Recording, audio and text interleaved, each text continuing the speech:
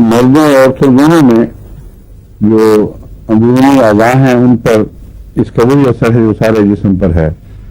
औरतों का रहम ड्रैग कर जाता है, नीचे की तरफ गिरने की टेंडेंसी पैदा हो जाती है, मसल में ताकत नहीं कि उसको संभाल सकें, और बाद दफा फिर ये प्रोट्रूजन हो जाता है इसका।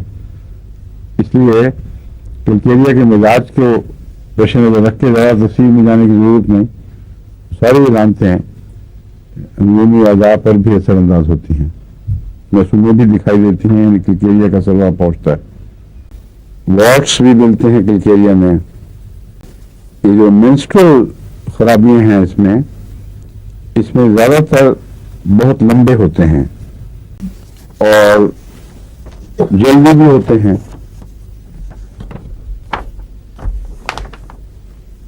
और बहुत ज़्यादा भी। इस लिहाज से किलकेरिया ज़्यादा खून आने में एक बहुत ही अहम दवा है, लेकिन ये मैं आपको याद दिलाऊं कि ये बहुत गहरी दवा है। सिर्फ ये ब्लीडिंग नहीं रोकती, बल्कि अंदर जो पॉलिप्स हैं या और कई किस्म की वजूदें, सूजी हुई ट्यूमर वगैरह, उन सब की क्यूरेटिव है।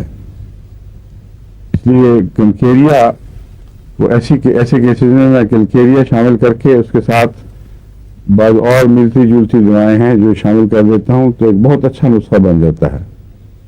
उसमें किलकेरिया काब है और मोरेक्स और सबाइना,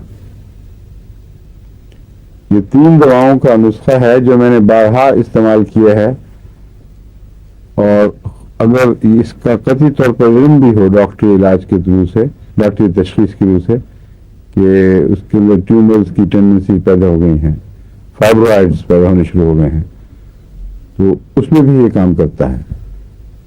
और ज़्यादातर जो मौसर है वो किलकेरिया काब है फाइब्रॉइड्स को दूर करने में। इसका एक और नुस्खा भी मैंने इसी किस्म का बनाया, उसमें सिलिशिया इस्तेमाल करता हूँ। अभी चंद दिन हुए हैं मुझे अमेरिका से एक फ़ोन आया कि फलां शख्स बहुत बीमार है और किसी तरह ब्लीडिंग रुक नहीं रही और ख़तरा है कि अंदर कुछ और ना हो, डॉक्टर्स ऑपरेशन के लिए भी कह रहे हैं। तो मैंने फ़ोन पर फिर वहाँ बता दिया कि ये दवाइयाँ फ़ौरन शुरू करा दें। और परसों मुझे फ़ोन आया है और आवाज़ ही बदली हुई थी, क्या मार रही थी मरीज़ा कि यार ये कि बिल्कुल मौत के मुँह में जा चुकी थी, कि बिल्कुल ठीक हूँ, कोई परवाह नहीं रही और अब मैं आराम से दिखाऊंगी डॉक्टर को, कोई जल्दी नहीं। लेकिन वो पहली आवाज़ और इस आवाज़ में ज़मीन आसमान का फर्क था। तो ये कोई करीबन मेरा ख्याल है 10 दिन के अच्छे में हुआ है। और जो ब्लीडिंग थी वो तकरीबन कांस्टेंट हो चुकी थी, पहले लंबे मंसूर आके फिर वो मुस्तकिल हर वक्त रिसने वाला एक खून था जो डॉक्टरों को बहुत परेशान कर चुका था। तो मैं इसलिए बता रहा हूँ कि ये दवाएं बहुत गहरा असर रखती हैं और बसा औकात उसके जर्राह के चाकू से बचा लेती हैं और एक इनकलाब पैदा कर देती हैं तबीयत में, एकदम बशाशत होकर इंसान वापस दुनिया में आ जाता है।